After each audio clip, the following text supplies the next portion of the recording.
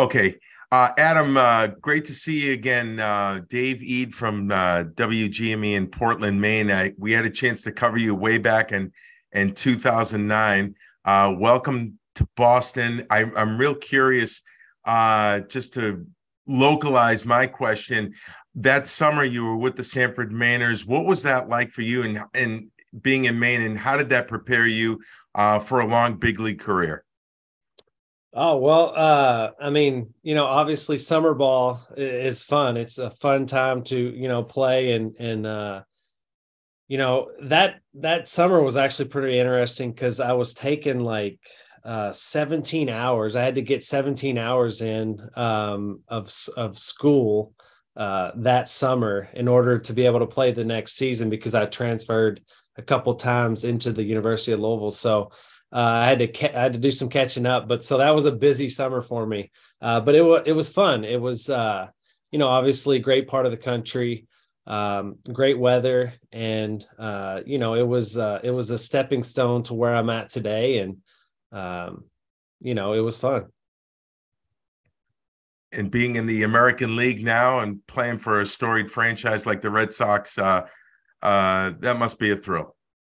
Oh, it is. Obviously my first time in the American League. And I was talking to somebody the other day. It's kind of I guess different that you don't see too many players switch leagues for whatever reason that is. But I'm super excited to do that. We've got a couple guys that are coming in with me, Turner and Jensen. And so those guys will be first time in the American League as well, and they've played for quite a long time. So, we're excited. I'm excited, and looking forward to being a part of it. Thank you. Best of luck. Thank you.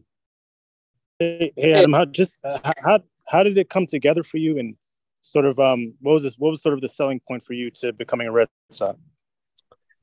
Yeah, I mean, there was actually several selling points. One, obviously the opportunity to play every day, the chance to be a part of an organization that has a lot of tradition, has had a lot of success, a lot of good players, good manager.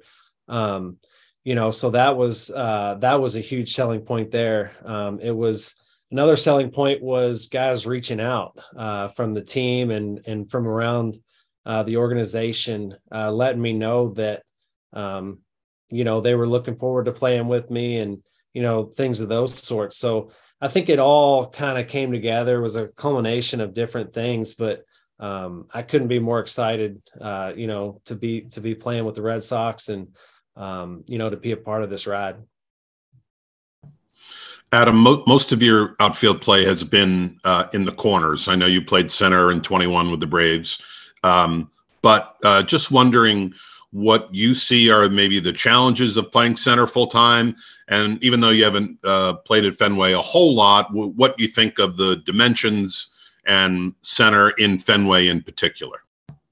Yeah, so I think the biggest challenge will be the dimensions, like you talked about, I've even thought about going back and watching certain plays, and how I can kind of learn to play the ball off the wall and the ball in the gap and those things before I even step foot in the stadium. So I'm thinking of ways that I can try and familiarize myself with the park and with the dimensions and how to play certain balls, before I even get there, because there will be a small learning curve there, because it's a very unique park.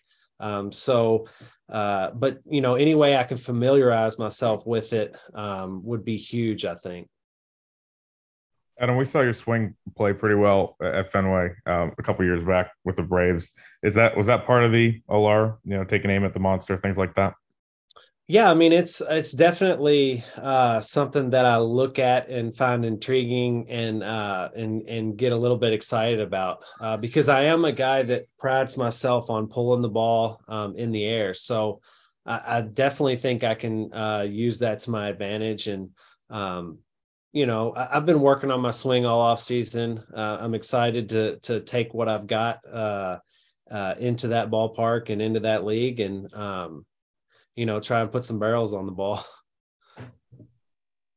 Adam, looking at the 2023 Red Sox, I mean, what do you see, and was competitiveness a part of the decision making?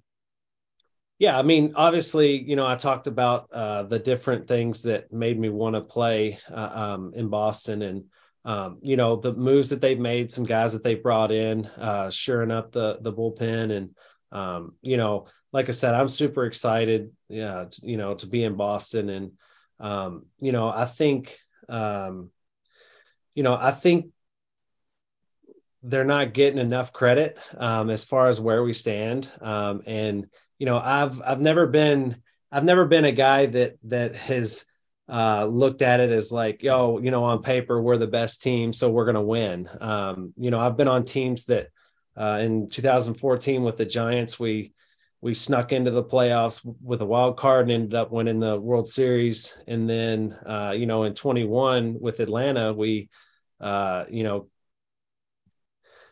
came back, I guess, to win the division, like a 13-game deficit, and ended up going on to win the World Series there. So, I'm super excited about this club. I think just talking to the guys and having them reach out and getting to know them a little bit, there's some competitors on this team, and, I'm looking forward to playing with them. And I think that means more to me, that everybody can pull on the same side of the rope than anything. So, like I said, I'm super excited to be here.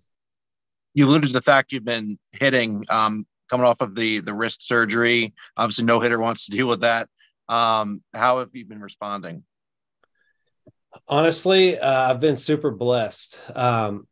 So far, I haven't had any setbacks, and right now I'm back to 100%. So, I've been ramping up. I've been making sure that I'm getting enough swings in, to test it. And like I said, I haven't had any setbacks. We took it really slow in the progression as far as getting back to 100%. So I think that helped some because we had plenty of time to work with. I'm super excited with where it's at, and knock on wood, no setbacks. I think, I'll be right back to where I need to be. Adam, who recruited you, and what was their pitch? How did they sell the Red Sox? I didn't get the first part of that. Sorry. Who recruited you? What players called you? You said players reached out to you. Who was it, and what was their pitch? Yeah. So, I mean, it was quite a few of them. Kike, Justin Turner, let's see, obviously AC, Bloom. I mean, there was a number of guys that reached out, and, just first of all, they wanted to make sure that, if I had any questions about Boston, about the organization, about how they were going about doing things, that they could answer those, but then also just saying, hey man, like, I've enjoyed playing against you, and, would love for you to be a part of this. And, so, like I said, the list goes on, but, we even had a Zoom meeting with AC and Pete and Bloom, and so it was, we had several meetings, and wanted to make sure that not only was it a right fit for me, but it was a right fit for them. And, I think we came to that conclusion that, let's give it a go. Just one follow-up. As somebody who's played against Justin Turner a lot, what's his reputation? What are Red Sox fans going to see? Well, I mean, he can hit. I've been fascinated with his swing because he's one of those guys that when you look in the playoffs, he's in there, he's in the middle of it, and he's usually got a big homer or a big hit. So it's exciting to play against him. But I am eager to kind of pick his brain on his swing and how he goes about it. And I think that's one thing that we can all do. We've got some new players, so we can all pick each other's brains, try to learn from each other, and just get to pulling on the same side of the rope. You mentioned your experience in 14, being a part of that World Series team, and also winning it in 21. With all the new guys coming into this locker room, do you feel like, you and Justin Turner, are going to be kind of leaders in this group, despite the fact that it's your first season? Well, I mean, I can't speak for him, but I'm kind of the person that likes to lead by example. I'm not a super rah or jumping down somebody's throat type of leader, but I will say that I show up to the ballpark and I work every single day and I punch the clock, and whether I'm having a bad day or a good day, like I'm going to show up and punch the clock. So I look forward to kind of mentoring some of the younger outfielders and some of the younger guys. And obviously, like I said, I can learn from those guys. They can learn from me. So I think one thing we do have is guys that have won before, and that's very important, because if you've never won before, then there's a learning curve there. But when you show up to the ballpark and you expect to win, like most of these guys in this locker room have, that's when you take that next step forward. Adam, I think you played middle infield in college, and then you were at the corners basically in the minors. Had you played any center field at all before? I think it was in 20, maybe the Braves put you out there for like an inning, and then 21 you got some real reps. But had you ever been out there? No, I believe the first time I played was in 2021, I think. And it was like a late inning switch, kind of they pinch hit for someone and just slid me over. And then, with the Marlins, I played a little bit. And then when I got traded back to Atlanta, I started playing every day out there. So it's a position that is somewhat new to me, which meaning the last 2 or 3 years. But it's one that I find pretty fascinating, pretty fun, because I enjoy tracking down balls. I enjoy going and getting balls and trying to steal hits and keeping guys from getting extra bases. I take a lot of pride in my defense. Being able to play center and being able to move over to a corner if that's what they need. I feel like I can be a plus defender at any position out there. Well, and we don't see many guys in their 30s, move to a more difficult position, right? So what did you make of that when the Braves said they wanted to try it there, especially in 21, when you guys are trying to make a run at what was ultimately a World Series? How did you take that challenge? Yeah, I mean, that's one thing. Like I said, I've always taken pride in my defense. It's always been kind of the cornerstone of what I want to be seen as, because when I was first coming up, I had a veteran tell me, if you can play good defense every single day, they'll keep you in the lineup. But it's when you start to kind of mess around on defense and let your guard down a little bit, and then next thing you know, you're not hitting a little bit. Now they got to find a switch for you. So that stuck with me, and so I always put a lot of pride in my defense. I worked a lot at it, and I worked a lot on my speed, trying to retain my speed as I get older, and I've been able to do that. So that's kind of where I feel on defense is I take a lot of pride in it. And who told you that about the defense, keeping you in the lineup? It was actually Joey Votto. Adam, obviously, Kike's really admirably handled center field the last few years. How big of a resource is it going to be to have him, as a kind of giving you the help and showing you kind of the learning curve, especially at Fenway?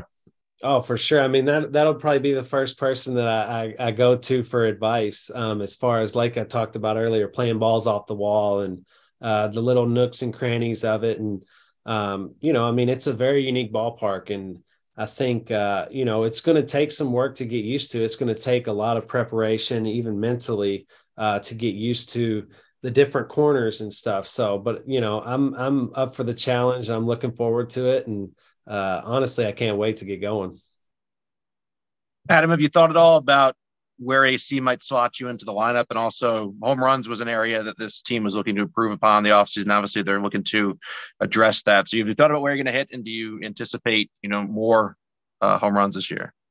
Honestly, I haven't, wherever he slots me in, I'm gonna do my best to drive in runners and get on base and try and, pass the baton. But, you know, it's never really bothered me where I hit. My main goal is to drive in runs. And so, I